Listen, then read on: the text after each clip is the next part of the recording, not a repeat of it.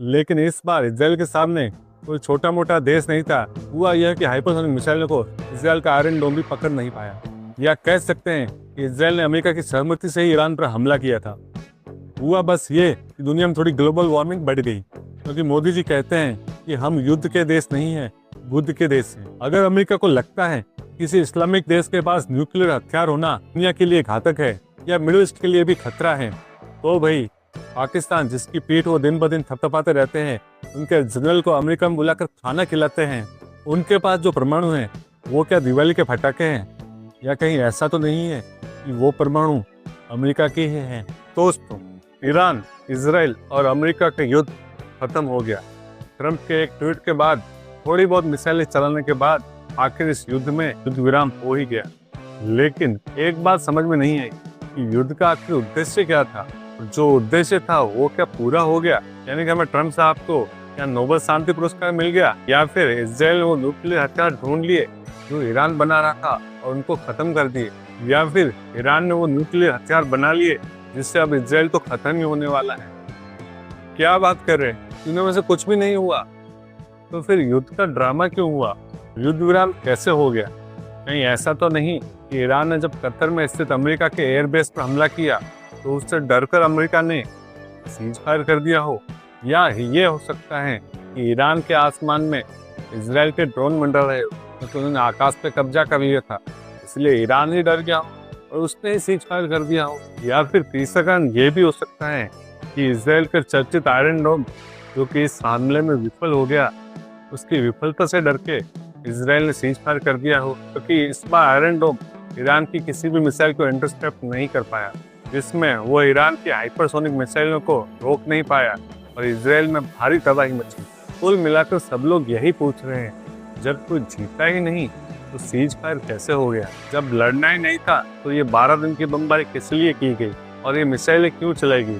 और सबसे इम्पोर्टेंट सवाल, इस युद्ध में जो निर्दोष लोग मारे गए उसकी जिम्मेदारी किसकी है?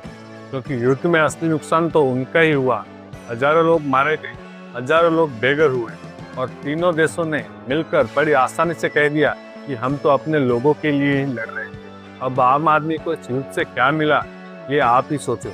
और हाँ, तो हमारे चौधरी साहब, अमेरिका के राष्ट्रपति डोनाल्ड ट्रंप, इस बार नोबेल शांति पुरस्कार लेकर ही मानेंगे, क्योंकि जहाँ कहीं भी विश्व में युद्ध होता है वे ट्वीट कर सीज फायर करा देते हैं। हालांकि ये बात अलग है कि उनके ट्वीट के बाद भी थोड़ी बहुत मिसाइलें चलती रहती है। शायद उनके नोबेल शांति पुरस्कार पाने की दौड़ में यही एक अड़चन है। चाहे भारत पाकिस्तान का युद्ध हो या इजराइल ईरान का युद्ध हो, सीज फायर की घोषणा तो ट्रंप साहिब ही करते हैं। और ये बात अलग है कि देश तुरंत नहीं मानते, थोड़ी बहुत मिसाइलें छोड़ते हैं और फिर मान भी जाते हैं। अब बात करते हैं कि ये युद्ध शुरू क्यों हुआ, इसराइल ने हमला शुरू क्यों किया। 13 जून को इसराइल ने ईरान पर हमला किया। नाम दिया गया इसे ऑपरेशन राइजिंग लॉयन। कहा गया कि ईरान न्यूक्लियर हथियार बना रहा है जो कि इसराइल की सुरक्षा के लिए खतरा है। यही लॉजिक देखे इसराइल पहले इराक और सीरिया पर भी हमले कर चुका है। इसराइल के अनुसार अगर किसी इस्लामिक कंट्री के पास परमाणु बम है तो वो इसराइल की सुरक्षा के लिए खतरा है। पाकिस्तान को भी थोड़ा साइड में रख देते। कहा गया कि ईरान न्यूक्लियर हथियार बना रहा है जो कि इसराइल के लिए खतरा है, तो इस्लामिक देशों से इसराइल की लड़ाइयाँ चलती ही रहती हैं।